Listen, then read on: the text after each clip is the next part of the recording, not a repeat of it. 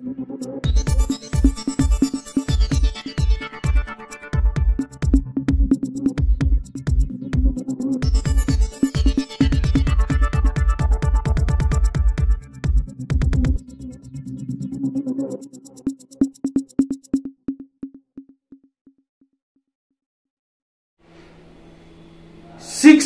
Next gen के माध्यम से शिक्षा जगत में नया क्वांटम जंप संत एसएन ग्लोबल स्कूल में शुरू हो रही है।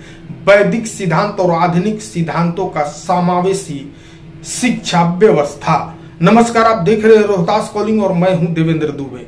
रोहतास जिले के विक्रमगंज डोमराव रोड स्थित संत एसएन ग्लोबल स्कूल में आयोजित प्रेस वार्ता में रोहतास जिले में पहली बार वैदिक और आधुनिक शिक्षा सिद्धांतों का समावेशी शिक्षा व्यवस्था को डिजाइन किया गया है और ये शिक्षा व्यवस्था चमत्कारी शिक्षा प्रणाली की तरह समझ में आ रहा है।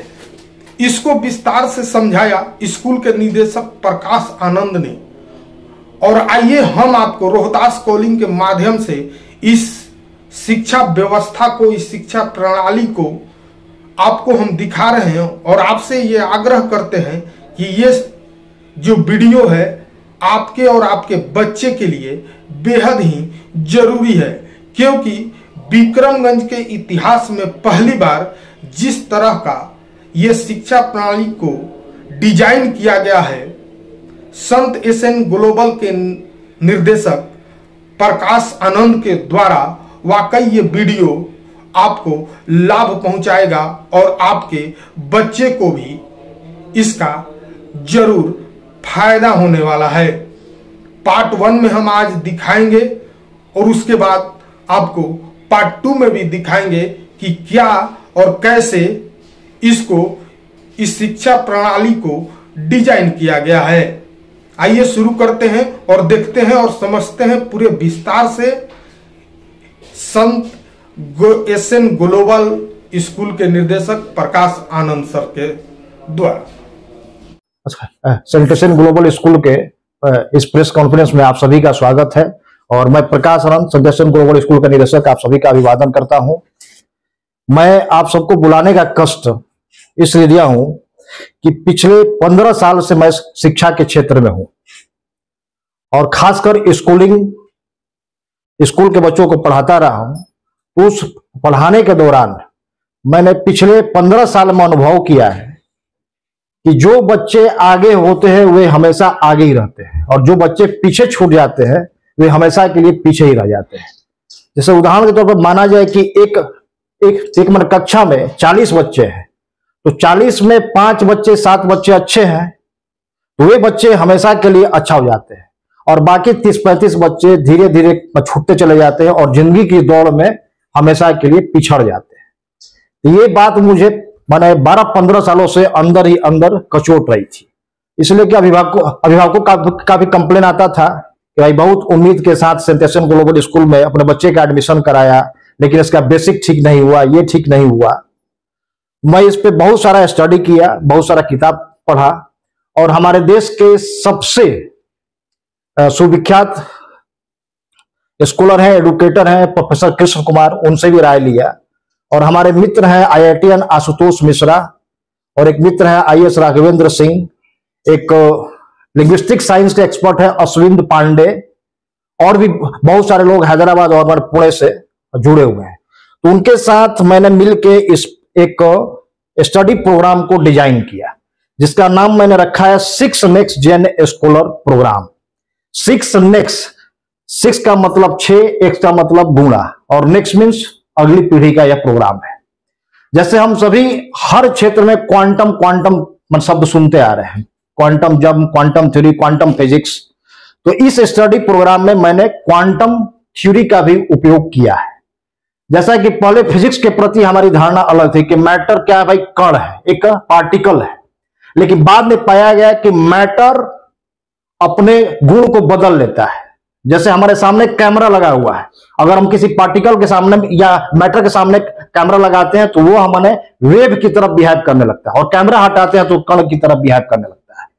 यानी कि और हमारा जो ब्रेन है वह 80 मिलियन न्यूरॉन से मिलकर बना हुआ है। और हमारे बॉडी में 1 ट्रिलियन सेल्स है। तो हम लोग बॉडी के लिए बहुत कुछ करते हैं, लेकिन ब्रेन के लिए कुछ नहीं करते हैं। तो उसी के परिप्रेक्ष्य में यह कार्यक्रम है 6 नेक्स्ट जेन स्कॉलर प्रोग्राम। इस प्रोग्राम के तहत मैं बच्चों को 3 सीक्रेट्स बताऊंगा, लेकिन वह सीक्रेट्स 1 दिन 2 दिन या 1 सप्ताह में नहीं होगा। वह 2-3 साल का कोर्स है, यानी कि बच्चे की पढ़ाई, स्कूल की पढ़ाई चलती रहेगी, साथ साथ में ये भी चलता रहेगा। तो 3 सीक्रेट्स इसमें है, और इसमें है कि बहुत बिना खर्च किए, बिना टाइम दिए आप जान सकते हैं। तो सबसे पहले तो यह प्रोग्राम किसके लिए है? तो जो भी यह, या तो आपके बच्चे औसत हो, या औसत से भी नीचे के हो, या जीनियस हो, यह तीनों के लिए। ऐसा नहीं है कि यह सिर्फ हमारे कमजोर बच्चों के लिए है, यह समाज का कोई भी बच्चा हो, यह प्रोग्राम सभी के लिए है। इस प्रोग्राम के तहत सबसे पहले for student from class 1 to 12, यह प्रोग्राम क्लास 1 से लेकर 12 तक के लिए है। और इस प्रोग्राम में केवल पठन पाठन की बात नहीं है। जिन संस्कारों को हमने अतीत में छोड़ दिया, हमारे वैदिक युग में या उत्तर वैदिक युग में, उसको भी इसमें अटैच किया गया है। आजकल हम देख रहे हैं कि भारत में भी तलाक का रेशियो बढ़ता जा रहा है। शादी कल तलाक, या बच्चे माँ बाप को छोड़ के चले जा रहे हैं, शिफ्ट हो जा रहे हैं, तरह तरह की सामाजिक समस्याएं भी आ रही है। तो इस प्रोग्राम के तहत यह भी दिया गया है कि बच्चों की ब्रेन मैपिंग करने के बाद, मतलब स्टार्टिंग से ही उनके भीतर सब कुछ डाल दिया जाए कि वे रिलेशन भी निभाएं, अच्छा कमाएं भी, अच्छे परिवेश में भी रहे, देश के जिम्मेदार नागरिक भी रहे, और जो ड्रीम, जो स्वप्न देखे उसको पा भी ले। यानी कि एक तरह से यह संपूर्ण जीवन के लिए प्रोग्राम है, न कि सिर्फ पढ़ाई लिखाई के लिए प्रोग्राम है। अब इसमें सबसे पहले पढ़ाई की यदि बात की जाए तो वह बच्चा जो पढ़ाई में संघर्ष कर रहा है, संघर्ष मीन्स कि उसकी माने पढ़ने की इच्छा हो रही है, लेकिन पढ़ने बैठ रहा है तो पढ़ाई में मन नहीं लग रही है, या बहुत चीजें नहीं आ रही है जिसके कारण वह पढ़ नहीं पा रहा है, या पर किसी भी रूप में पढ़ाई में संघर्ष कर रहा है, उसके लिए भी यह प्रोग्राम है। नेक्स्ट है कि for child who find too hard to engage with their studies. आज स्टडी से डिस्ट्रैक्ट करने वाले बहुत से कारण हैं, खासकर सोशल मीडिया है, मोबाइल है, गेम्स है, ऑनलाइन गेम्स है, जिस कारण बच्चे पढ़ाई से अलग हटते जा रहे हैं। लेकिन बच्चे चाहते हैं कि हम पढ़े, लेकिन मन उनका खिंच रहा है मैसेज की तरफ, व्हाट्सएप की तरफ, सोशल मीडिया की तरफ। तो उससे कैसे हम मुक्त होंगे? नेक्स्ट है कि कुछ बच्चे बहुत जीनियस होते हैं, जो अपेयरिंग में IIT करेक्ट कर लेते हैं, नीट निकाल लेते हैं, या IAS हो जाते हैं, उनका ड्रीम बहुत बड़ा होता है, काफी एम्बिशियस होते हैं। तो वैसे बच्चों के लिए भी है कि कम समय में जो बहुत ज्यादा कुछ पाना चाहते हैं, उसके लिए भी यह program 6X next gen scholar program है। नेक्स्ट है कि कुछ बच्चे ऐसे होते हैं जिनके ग्रेड्स या मार्क्स, इसलिए कि हमारी सोसाइटी में हमारे अभिभावक बच्चों की पढ़ाई लिखाई का पैमाना मार्क्स को ही मानते हैं, ग्रेड को ही मानते हैं। तो कुछ बच्चे ऐसे होते हैं कि उनका ग्रेड्स लगातार गिरता जा रहा है, वे हतोत्साहित हो जाते हैं, फ्रस्ट्रेट हो जाते हैं, और अंततः या तो अपने आप को मन खत्म कर देते हैं, या हमेशा के लिए पढ़ाई छोड़ देते हैं। तो वैसे बच्चे के लिए भी है जिनका ग्रेड्स लगातार गिरता जा रहा है। वैसे बच्चों के लिए भी है जो परीक्षा से जिनके भीतर भय है। अभी हमारे बोर्ड एग्जाम्स चल रहे हैं, बिहार बोर्ड, स्टेट बोर्ड हो या मैंने CBSE बोर्ड्स हो, तो परीक्षा बच्चों के ऊपर 99.99% बच्चों के ऊपर एक मनोवैज्ञानिक दबाव बनाता है। इसीलिए हमारे माननीय प्रधानमंत्री भी हर वर्ष परीक्षा के समय परीक्षा पे चर्चा करते हैं, ताकि इस मानसिक दबाव से बच्चों को निकाला जाए। तो इस स्टडी प्रोग्राम में यह भी सिखाया जाएगा कि एग्जाम कुछ है ही नहीं, इसलिए कि मॉर्निंग जो हमारी आंख खुलती है और रात को जो हम सोते हैं, तो सारा दिन हमारा एग्जाम ही है।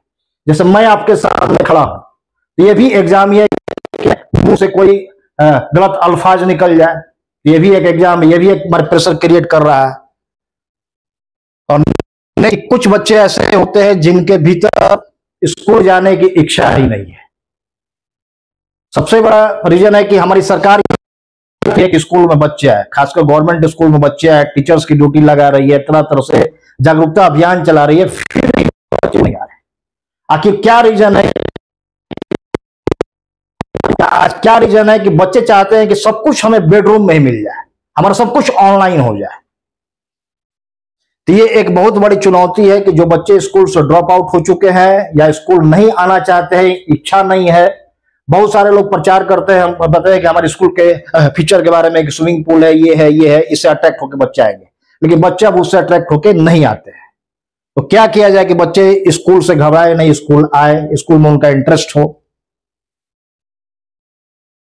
नेक्स्ट है, कुछ बच्चे ऐसे होते हैं जैसे हम लोगों के यहाँ है, हमारे बिहार में है, या जब से नई शिक्षा नीति पर यानी कि कपिल सिब्बल जी के टाइम से है कि बच्चे को प्रमोट करते रहना, फेल नहीं करना है। जबकि हम लोग के टाइम में हम लोग प्री प्राइमरी में, प्राइमरी में, सेकेंडरी में फेल भी करते थे, लेकिन यह फेल का सिस्टम खत्म कर दिया। क्यों भाई? क्योंकि बच्चे पे प्रेशर नहीं पड़े या दबाव नहीं पड़े। तो अब क्या हो रहा है कि बच्चे हर साल उनकी कक्षा तो बदल जा रही है, 6 में है तो 7 में चले जा रहे हैं, 7 में है तो 8 में चले जा रहे हैं, लेकिन पीछे की कक्षाओं की चीजें भी उन्हें नहीं आ रही है। तो अब कोई पीछे तो लौट नहीं सकता है। सपोज कीजिए कोई बच्चा 1 में था, मेरे यहाँ 4 में आया, अब वो 4 साल पीछे जाके 1 का तो पढ़ नहीं सकता है। तो उसके लिए क्या किया जाए? तो उसके लिए भी इसमें इस 6 नेक्स्ट प्रोग्राम में डिजाइन किया गया है। नेक्स्ट है, कुछ बच्चे ऐसे होते हैं कि जैसे बुक खोले तो नींद आ जाती है, या हम लोग भी सोने के लिए कोई बुक पढ़ते हैं, 2 पेज 4 पेज पढ़ेंगे तो हमें नींद आ जाएगी। तो इस बात का भी ख्याल रखा गया है इस प्रोग्राम में। नेक्स्ट है कि कुछ बच्चे पढ़ना तो चाहते हैं, जैसे मैंने अपने स्कूल में देखा है, हिंदी मीडियम से आते हैं, इंग्लिश में टीचर एक्सप्लेन करते हैं, वो मन पढ़ नहीं पाते हैं, या इंग्लिश रीडिंग नहीं दे पाते हैं, इंग्लिश पर समझ नहीं पाते हैं। तो रीडिंग स्किल, राइटिंग स्किल के कारण मैंने देखा है कि बच्चे के अंदर बहुत टैलेंट है। यदि वही क्वेश्चन उनसे हिंदी में किया जाए, भोजपुरी में किया जाए तो, या उनकी मातृभाषा में किया जाए तो उसका आंसर वो देते हैं, लेकिन मातृभाषा से हट के किसी भी भाषा में किया जाए तो नहीं। तो रीडिंग और राइटिंग स्किल सबसे बड़ी चुनौती है, और चुनौती इसलिए हो गई है कि आज हमारी हो या बच्चों की हो, सबकी रीडिंग हैबिट खत्म। जैसे कि न्यूज़पेपर का सर्कुलेशन पहले बहुत ज्यादा था, लेकिन आफ्टर कोविड न्यूज़पेपर का सर्कुलेशन गिर गया। बहुत सारे मैगजीन्स पब्लिश होते थे, लेकिन अब मैगजीन ही पब्लिश नहीं होते, या अब सर्कुलेशन है ही नहीं, यानी कि पढ़ने वाला कोई है ही नहीं। तो अब इसका विकल्प ले आया गया, जैसे मैंने गीगल है ऐप, मैंने ऑडियो बुक, कि ठीक है पढ़ नहीं रहे तो कान में लगा के आप सुनिए, लेकिन कान में लगाना मन सोल्यूशन नहीं है। इसलिए कि रीडिंग हैबिट और राइटिंग स्किल बिना डेवलप हुए आप किसी भी कंपटीशन में नहीं जा सकते। जैसे हमारे बिहार सरकार ने सब इंस्पेक्टर के एग्जाम को ऑब्जेक्टिव कर दिया। मैं आलोचना नहीं कर रहा हूं, लेकिन जितने भी नए ऑफिसर्स आ रहे हैं, पुलिस ऑफिसर्स, खासकर सब इंस्पेक्टर रैंक के, उनको डायरी लिखना है, उनको FIR लिखना है, अब उनको लिखना ही नहीं आ रहा। तो यह रीडिंग स्किल, राइटिंग स्किल की चुनौती है। तो ये स्कूलों में भी खत्म हो रहा है। स्कूल में जितने ऑनलाइन ऑफलाइन टेस्ट आयोजित किए जा रहे हैं, सब ऑब्जेक्टिव MCQ पर आधारित किए जा रहे हैं। तो हमारा ब्रेन भी MCQ होता जा रहा है।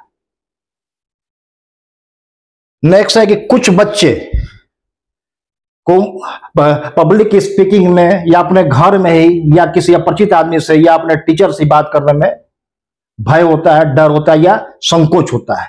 तो आजकल ऑनलाइन में बहुत सारे लोग इसका हमारे कोर्स चला रहे हैं पब्लिक स्पीकिंग का। तो इसमें पब्लिक स्पीकिंग का भी रखा गया पार्ट, इसलिए कि कुछ बच्चे होते हैं कि अंदर उनके बहुत कुछ है, वो उसको एक्सप्रेस करना चाहते हैं, अभिव्यक्त करना चाहते हैं, लेकिन कर नहीं पाते।